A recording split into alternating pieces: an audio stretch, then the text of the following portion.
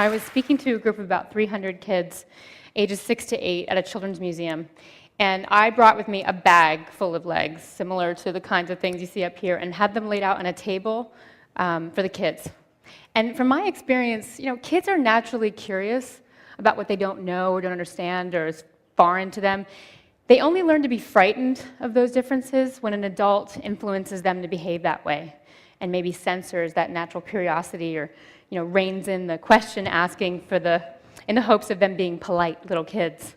So, I just pictured a first grade teacher out in the lobby with these unruly kids saying, "Now, whatever you do, don't stare at her legs." When, of course, that's the point. That's why I was there. I wanted to invite them to look and explore. So I made a deal with the adults that the kids could come in without any adults for 2 minutes on their own. So the doors open, the kids descend on this table of legs, and they are poking and prodding, and they're wiggling toes, and they're trying to put their full weight on the sprinting leg to see what happens with that. And I said, "Kids, really quickly, I woke up this morning, I decided I wanted to be able to jump over a house.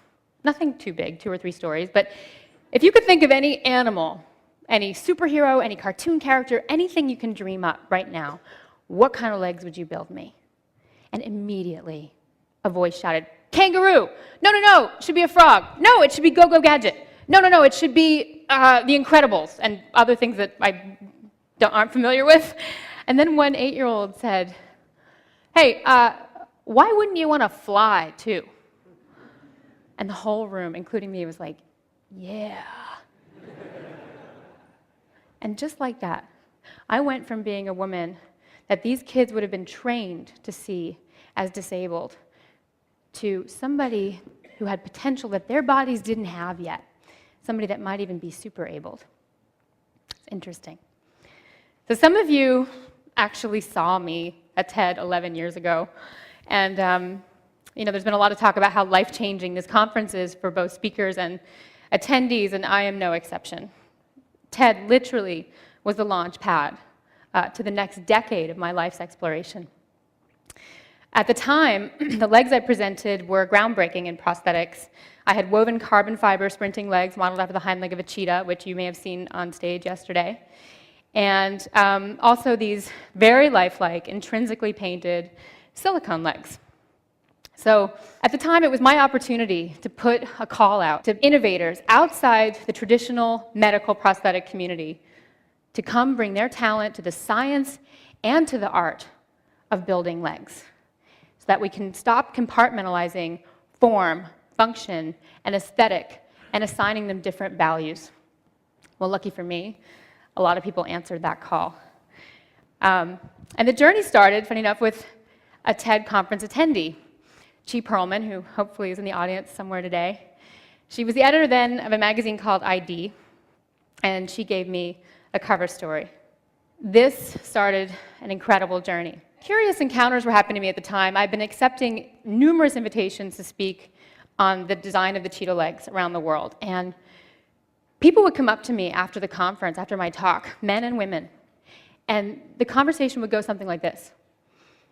"You know, Aimee, you're very attractive. You don't look disabled." I thought, well, that's amazing, because I don't feel disabled. And, it really opened my eyes to this conversation that could be explored about beauty.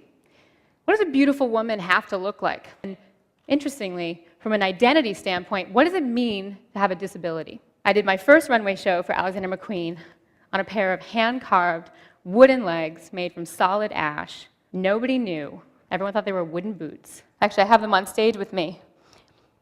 Grapevines, magnolias, truly stunning. Poetry matters. Poetry is what elevates the banal and neglected object to a realm of art. It can transform the thing that might have made people fearful into something that invites them to look and look a little longer and maybe even understand that my legs could be wearable sculpture. And even at this point, I started to move away from the need to replicate humanness as the only aesthetic ideal. So we made what people lovingly refer to as glass legs, even though they're Actually, optically clear polyurethane, aka bowling ball material. Heavy. Then we made these legs that are cast in soil with potato root system growing in them and beet roots out the top and a very lovely brass toe. There's a good close-up of that one. Then another character was a half woman, half cheetah, little homage to my life as an athlete. 14 hours of prosthetic makeup to get into a creature that had articulated paws, claws, and a tail that whipped around like a gecko. And then another pair of legs we collaborated on were these. Look like jellyfish legs, also polyurethane. And the only purpose that these legs can serve outside the context of the film is to provoke the senses and ignite the imagination. So whimsy matters. Today, I have over a dozen pair of prosthetic legs that various people have made for me. And with them, I have different negotiations of the terrain under my feet, and I can change my height. I have a variable of 5 different heights. Today, I'm 6'1".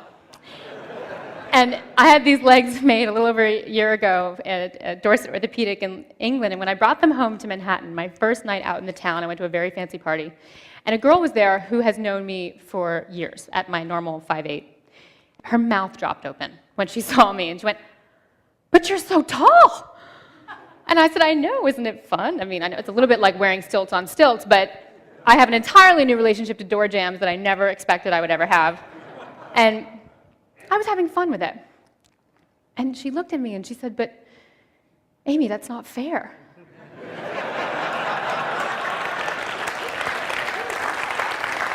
And the incredible thing was she really meant it.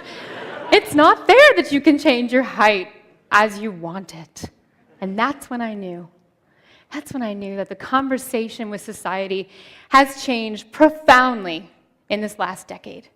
It is no longer a conversation about overcoming deficiency. It's a conversation about augmentation. It's a conversation about potential. A prosthetic limb doesn't represent the need to replace loss anymore. It can stand as a symbol that the wearer has the power to create whatever it is that they want to create in that space.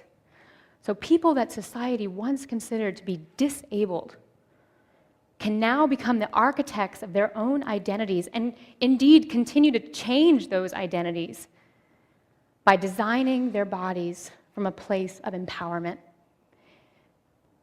And what is exciting to me so much right now is that by combining cutting-edge technology, robotics, bionics, with the age-old poetry, we are moving closer to understanding our collective humanity. I think that if we want to discover the full potential in our humanity, we need to celebrate those heartbreaking strengths and those glorious disabilities that we all have. I think of Shakespeare's Shylock. "If you prick us, do we not bleed? And if you tickle us, do we not laugh?" It is our humanity and all the potential within it that makes us beautiful. Thank you.